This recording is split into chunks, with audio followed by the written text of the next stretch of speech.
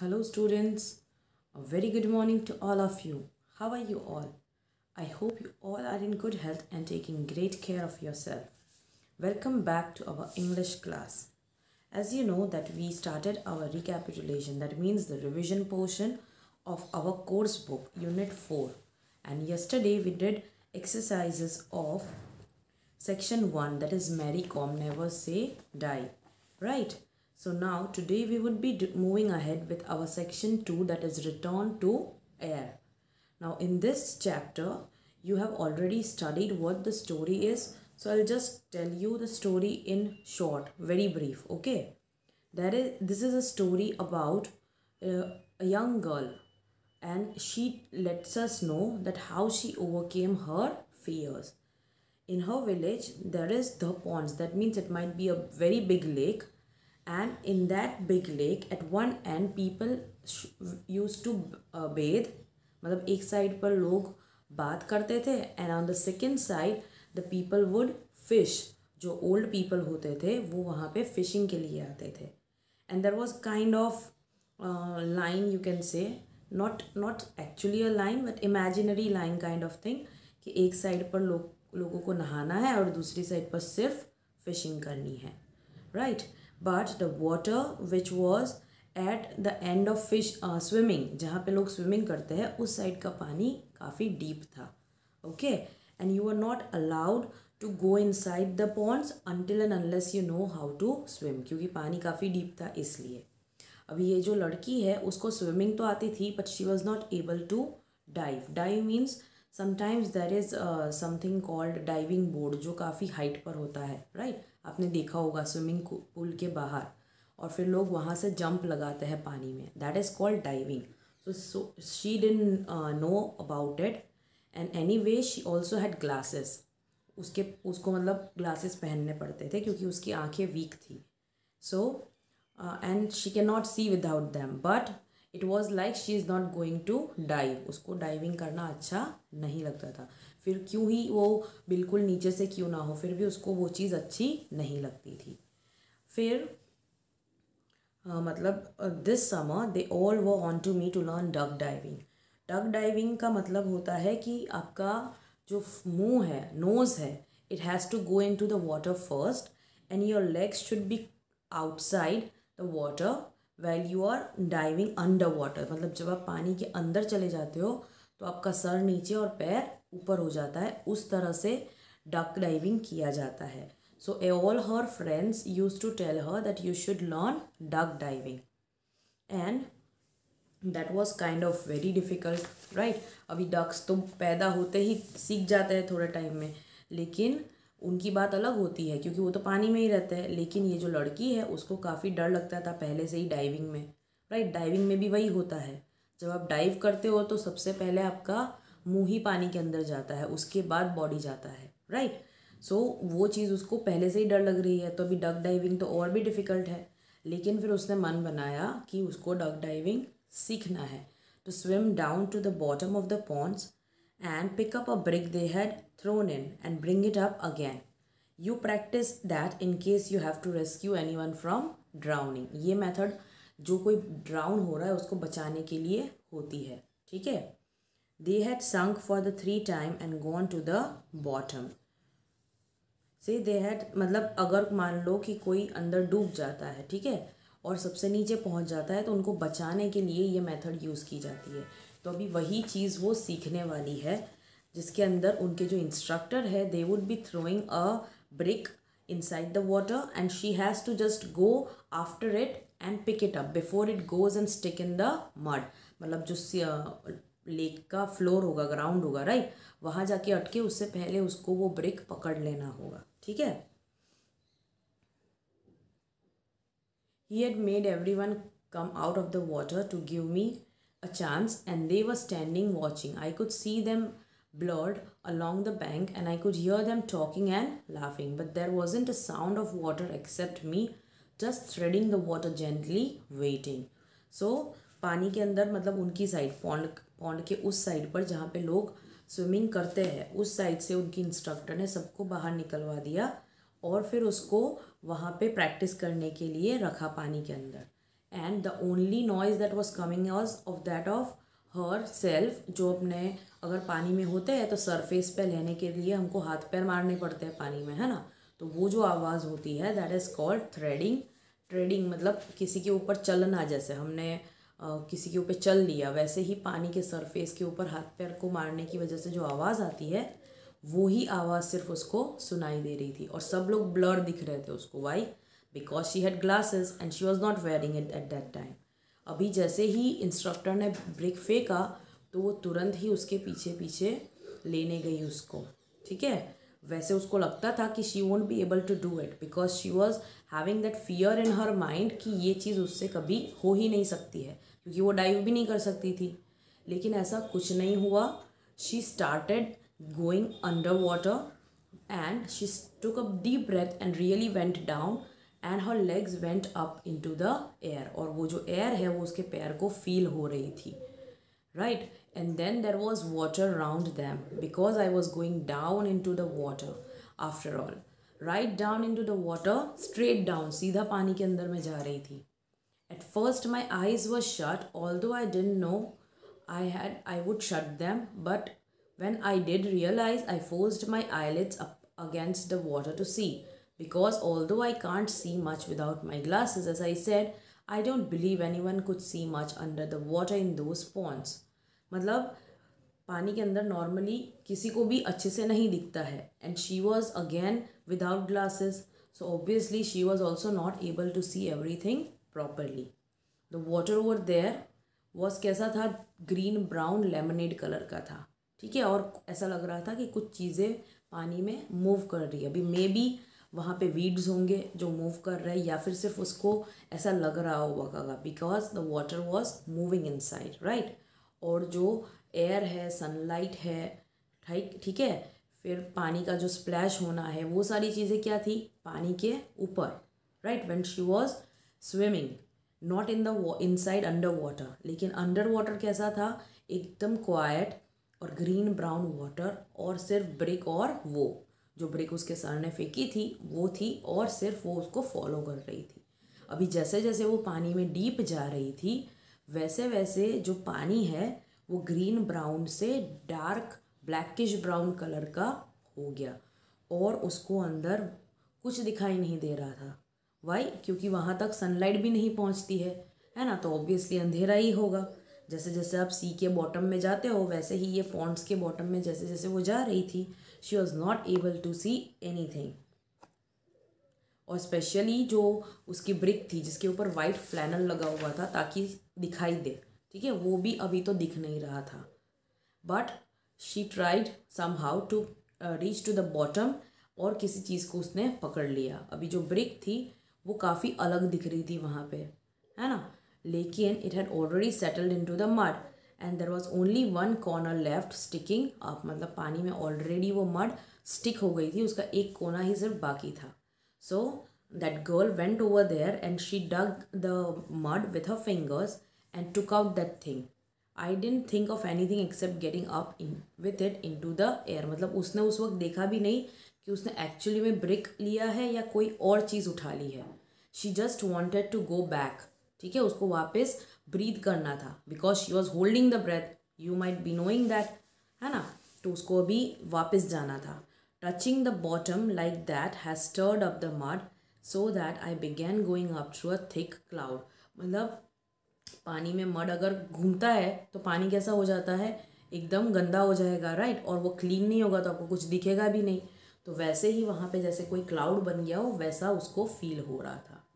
फिर उसने अपने आप को जल्दी जल्दी ऊपर की तरफ खींचने लगी। She started shooting her self up in Hari. The funny thing was I only began to afraid when I was going back. मतलब एक्चुअली में उसको डाइविंग करने में बहुत मुश्किल लग रही थी, right. She was having that fear कि she won't be able to do that thing, लेकिन वो तो उसने ऑलरेडी कर लिया था। अभी जो चीज़ थी that was returning back to air and that was something which was frightening her. उसको डर लग रहा था। अभी किस चीज़ का डर लग रहा था? उसको ऐसा लग रहा था कि while diving inside the water she might have reached to the point where the old people were fishing. उसको ऐसा लगा कि मैं इतना दूर चली गई हूँ अपने स्पॉट से कि शायद मैं जहाँ पे फ़िशिंग होती है वहाँ पे पहुँच गई, और शायद वहाँ जाके वो फिशरमैन का जो हुक होता है, वो लोग फ़िश को पकड़ने के लिए डालते हैं, वो शायद मेरे किसी बॉडी के पार्ट में लग जाएगा. She was like that. And all that time I was going up quickly, the water was changing. जैसे कि मैंने आपको बोला, पहले पानी जब वो सबसे ऊपर थी तब वो लेमनेड था, फिर नीचे जैसे जैसे नीचे उतरी वो डार्क ब्राउन लेमनेड हो गया, उसके बाद नीचे और गई तो वहाँ पे डार्क ब्लैकिश ब्राउन हो गया बिकॉज नो सनलाइट, राइट. लेकिन अभी जैसे जैसे वो धीरे धीरे ऊपर हो रही थी तो पानी का कलर भी चेंज हो रहा था, right. It was until then that I left, I felt really frighten. I thought I was moving too much slowly and I would never reach the air again in time. उसको ऐसी feeling आ रही थी कि वो कभी वापस पहुंच ही नहीं पाएगी. That means she would die. Okay.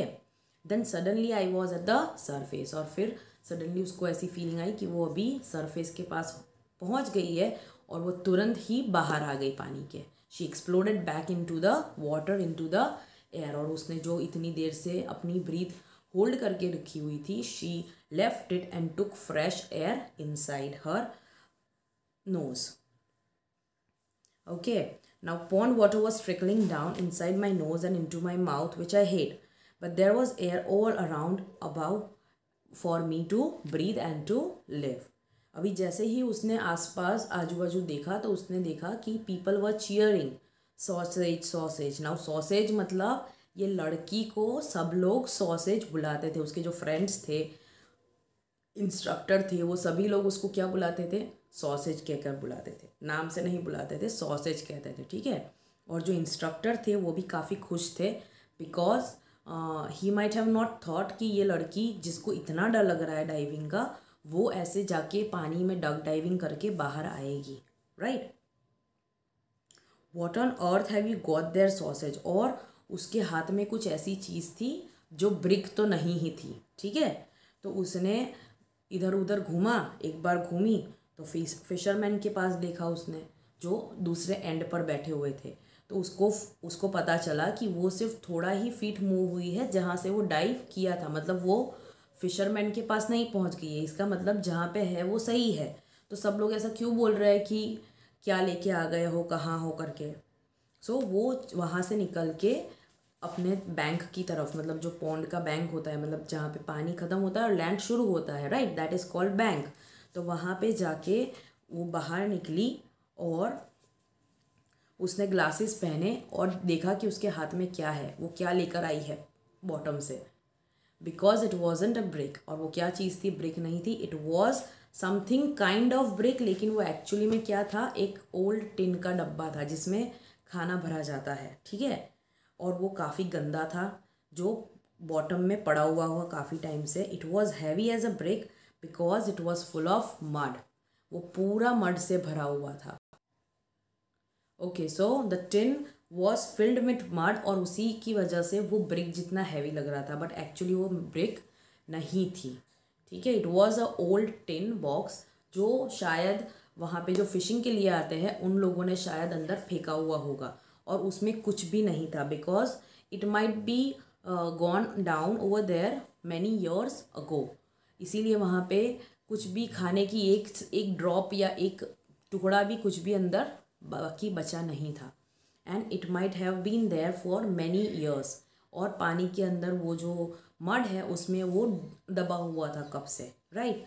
और फिर ये जो लड़की है उसने क्या किया? वो टिन को ले गई और अपने मेंटल पीस के ऊपर रख दिया. मेंटल पीस का मतलब होता है in foreign countries there is fireplace, जहाँ पे वो आग लगाई जाती है, राइट. और बाहर चिमनी होती है, उसके बिल्कुल ऊपर वो बाहर निकलती है, वो चिमनी होती है और नीचे आग लगाई जाती है. उसके ऊपर एक वुड सा रखा होता है, जैसे वहाँ पे हम लोग शो पीस वगैरह रख सकते हैं, उसको मेंटल पीस कहा जाता है. So she kept that tin over there as a souvenir. उसने पहली बार वो चीज़ निकाली थी जब उसने डक डाइविंग की थी, राइट. इसीलिए उसने उसको अपने कलेक्शन में रख दिया ताकि वो हमेशा उसको याद दिलाए कि she did overcome her fear of diving and she got that stuff in the first time. और जब भी वो उस चीज़ को देखेगी she might be very happy and she would learn to overcome her fears again and again. Now let's see question answers. Now इसके अंदर जो क्वेश्चन आंसर्स है, we don't need to do all the question answers because बहुत लंबे लंबे answers हैं, लेकिन आप चैप्टर अच्छे से पढ़ना, क्योंकि उसमें से मैं आपको MCQ में कोई भी क्वेश्चन पूछ सकती हूँ. ठीक है, so let's just see the question answers once. उसके बाद हम लोग मूव करेंगे एक्सरसाइज के लिए. What were the ponds in the author's village generally used for. किसके लिए यूज़ होते थे पॉन्ड्स? दो चीज़ों के लिए, राइट. एक था स्विमिंग और बेदिंग, और दूसरा था फिशिंग, राइट. एक एंड के ऊपर लोग बेद करते थे और जिनको आता था स्विमिंग वही अंदर जाते थे, और दूसरे साइड पर जो ओल्ड पीपल थे वहाँ बैठ के फिशिंग करते थे. What did the author, why did the author not want to dive? Let's see the answer. The author did not want to dive because she had to take her glasses off to go into the water and couldn't see without them. She did not want to dive without being able to see clearly. मतलब उसको बिना glasses के वो देखना बहुत मुश्किल लग रहा था, इसीलिए उसको ये डाइविंग अच्छी नहीं लगती थी. अभी डक डाइविंग हमने ऑलरेडी पढ़ लिया है. What is duck diving and how were the children taught by instructor to duck dive. So duck diving is diving nose first into the water, right. The swimmer swims on the surface of the water and suddenly ends up herself just like a duck and dives down deep into the water, swims about a bit underwater and then comes up again. Duck diving में पहले knows पानी में जाता है, ठीक है, ये याद रखना है आपको.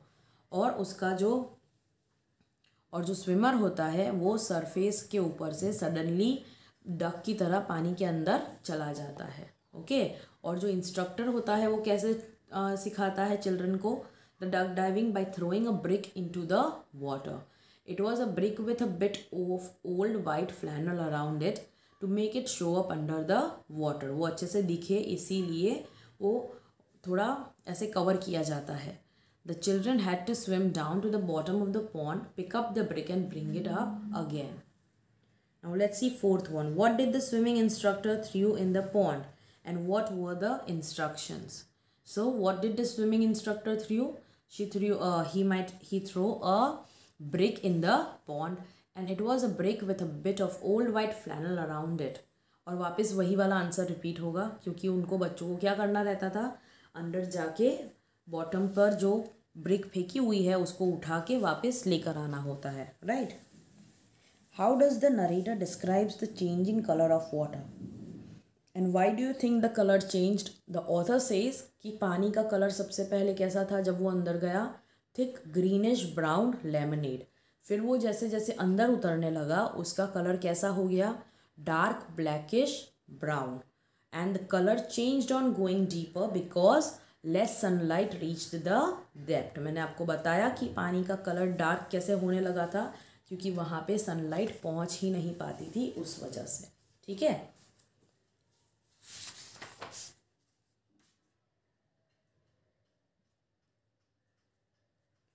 I think we are not going to do sixth one, that is too long. Seventh one, how was the narrator greeted when she reached the surface? The narrator was greeted with shouting from the bank. और जो सारे बच्चे थे, बाकी उसके जो friends थे, वो चीयर कर रहे थे और शाउट कर रहे थे. और जो इंस्ट्रक्टर थे उनके, वो he was hallowing with his hands around his mouth. Okay. What had she got from the bottom of the pond? क्या मिला था उसको? एक टिन मिला था, right? She had picked up a tin from the bottom of the pond. It was just about the size and shape of the brick. लेकिन वो क्या था? ओल्ड टिन बॉक्स था जिसके ऊपर कोई पेंट नहीं था, और उसके with brown and black slime from the bottom of the ponds. मतलब कुछ चिकनी चिकनी चीज़ें जैसी कुछ होगी जो लगी हुई थी उसके ऊपर, ठीक है. And it was very heavy. और वो क्यों हैवी था? Because of the mud. Okay. Okay, now let's move on to the next topic, that is vocabulary, because reading 2 has quite long answers and those are some which you have to write it by yourself. Although आपको यहाँ पे sample answers मिल जाएंगे, मैंने आपको जो PDF भेजा था उसमें, लेकिन वो आंसर्स आप खुद भी लिख सकते हो और वैसे भी वो काफ़ी लंबे हैं. So we will move on to the vocabulary portion.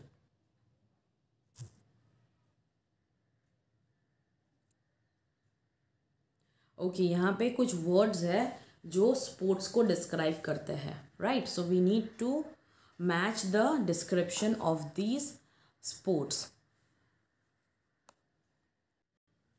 Okay, let's see the first one, that is snowboarding. That means the answer is H, standing on a large board and sliding down the snow without ski poles. So this is number 1. Now let's see second one, mountain biking.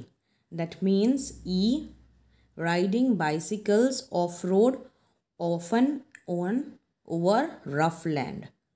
Third one is rock climbing. उसका आएगा A, climbing mountains by the means of specialized techniques and equipments. उसके बाद है fourth, that is bungee jumping.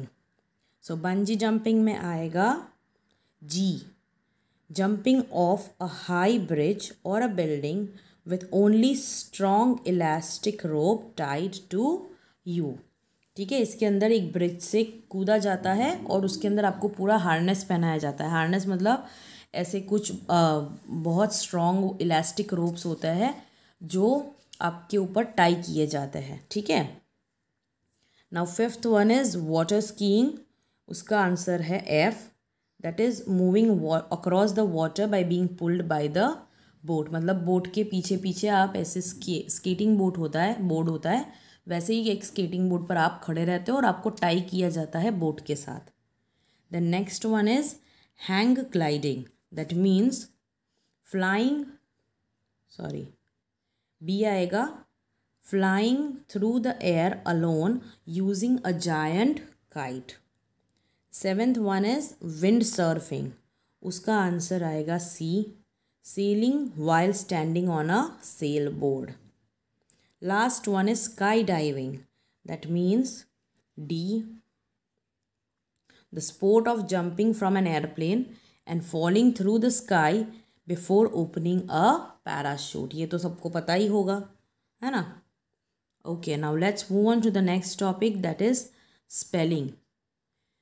Is it I before E or E before I? See, this is something हम कुछ spellings जैसे बोलते हैं. ठीक है, जैसे कि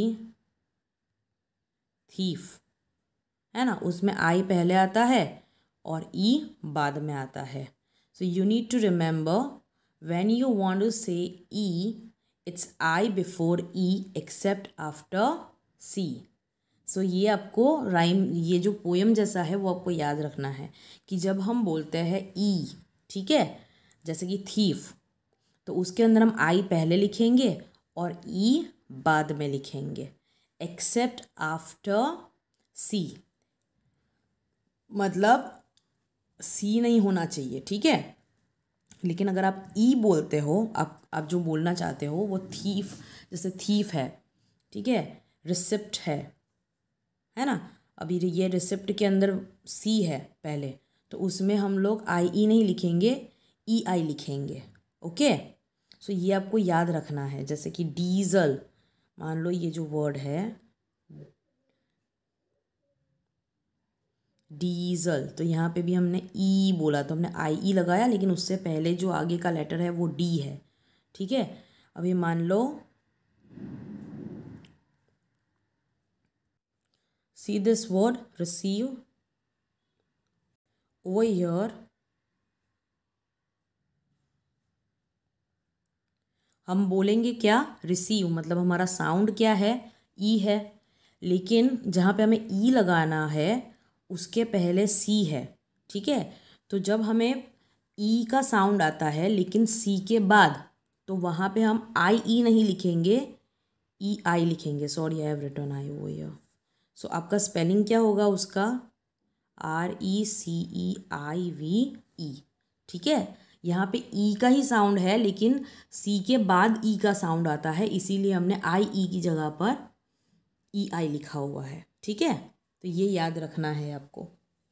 और एक रूल होता है, जैसे कि हम लोग अगर एस लगाते हैं किसी किसी वर्ड्स के आगे, राइट, जो नॉर्मल रूल होता है, जैसे कि यहाँ पे ये वर्ड दिया हुआ है पॉलिसी, सो जैसे कि हमने पढ़ा हुआ है कि हमारा लास्ट लेटर वाई और उसके आगे का लेटर कॉन्सोनेंट होता है, तो हम उसको चेंज करके IES कर देते हैं, है ना।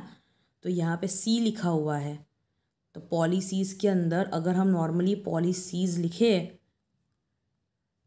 पॉलिसीज़, है ना, तो ये IE नहीं होना चाहिए था, EI होना चाहिए था, क्योंकि IE के बाद आवाज़ है, लेकिन नहीं, ये गलत है, हमें IE ही लिखना है।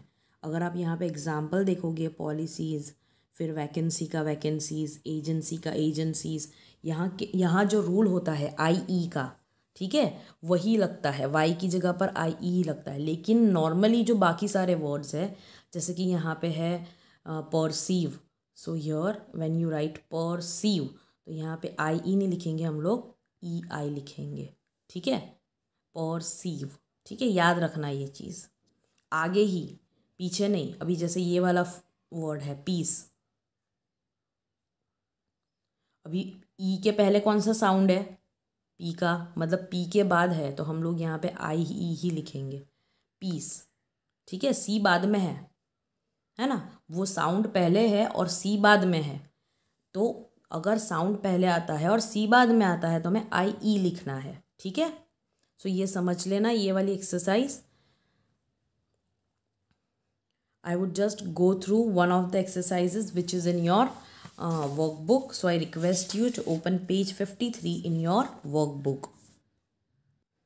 So here page 53, we already have the exercises related to present continuous tense and other tenses for worksheet 4, which is on page 49, 50, 51 and 52. लेकिन वो वाली सारी एक्सरसाइजेज आपके पहले चैप्टर के रिलेटेड है और मैंने आपको टेंस ऑलरेडी पढ़ा दिया है कल। सो इसीलिए अभी सिर्फ ये जो स्पेलिंग्स वाला सेक्शन है वही मैं आज पढ़ा रही हूँ, because this is related to the chapter which we did today, return to air वाले चैप्टर को बिलोंग करता है, ठीक है। तो यहाँ पे जो पहली एक्सरसाइज है उसमें आपको वॉवेल्स डालने हैं, ठीक है।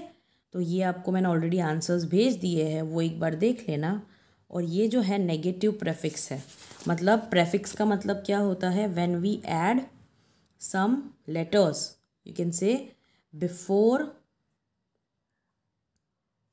द वर्ड, अगर हम कुछ लेटर्स वर्ड के पहले ऐड करते हैं तो उसको प्रेफिक्स कहा जाता है, और अगर हम उसको वर्ड के बाद ऐड करेंगे तो उसको सफिक्स कहा जाएगा, ठीक है। तो यहाँ पे आपको दो प्रेफिक्स दिए हैं, एक है डिस और दूसरा है अन।